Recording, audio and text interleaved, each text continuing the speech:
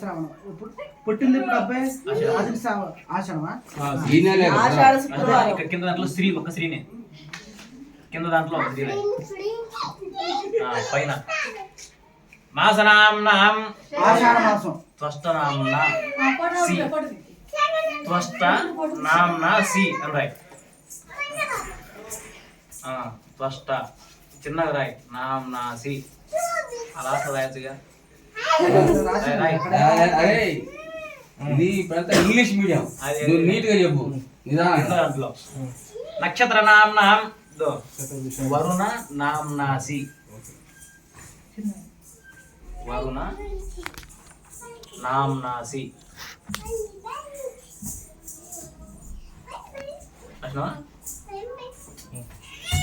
కింద ఉంచు. మీ పేరు మరి ఏమంటారు రాసి గుర్తుపెట్టుకో. రాసింది ఇది మాసం చెప్పలేదు.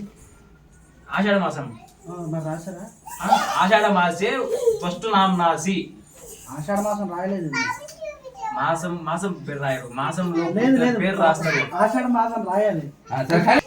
రెండో గీతలో నక్షత్ర నామనే అబ్బాయి నక్షత్రం ఏంటి? శతభిష నక్షత్రం రాయండి. నక్షత్ర నామనే ఇది హేం. అబ్బాయి పేరు ఏమనుకుంటున్నారు? గోవింద్. మీకు గుర్తుంది కదా, ఒకసారి చెప్పండి. ఆగండి, గోవింద. ఒకసారి గోవింద్. ఎవరు చెప్పదు, నువ్వే చెప్పు. గోవింద్ సుందర రామలింగ నాగ త్రిపుర దర్శ. అందుకని ఎవరు చెప్పకండి, ఒకసారి ఆనండి, మీరే చెప్పండి. అమ్మా సైలెంట్ ఉండమ్మా. గోవింద్ సుందర, గోవింద్ సుందర రామలింగ నాగ సూర్య దర్శ గౌరిక్ హయాంష్. గౌరిక్ హయాంష్. ఓకే, గుర్తుంది కదా? మళ్ళీ ఒకసారి చెప్పండి. చూపి. గోవింద్ సుందర రామలింగ రామలింగ నాగ సూర్య దర్శ గౌరిక్ హయాంష్. ఓకే, అబ్బాయిని తీసుకోండి ఒకసారి.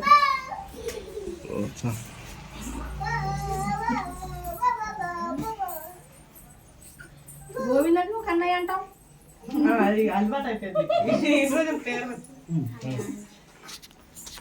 ఆ పేరు ఏమనుకుంటున్నారు? అది రాసేయండి మొత్తమా? మొత్తం అదే మరి. మూడో దాంట్లో అదేమనుకుంటున్నారు? మొత్తం అక్కడ రాసేయండి.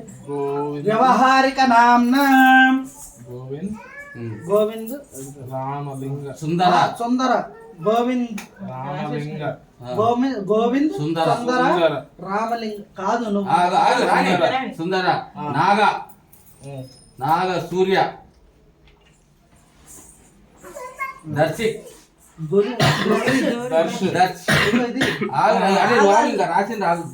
దర్శ్ గౌరి గౌరి హయాంత్. సుందర అనేది ముందు వచ్చేది, వెనకొచ్చింది. అది అంతే, అది అంతే. వ్యవహారిక నామ్నా. ఆ ప్లేట్ కింద పెట్టండి అలాగా.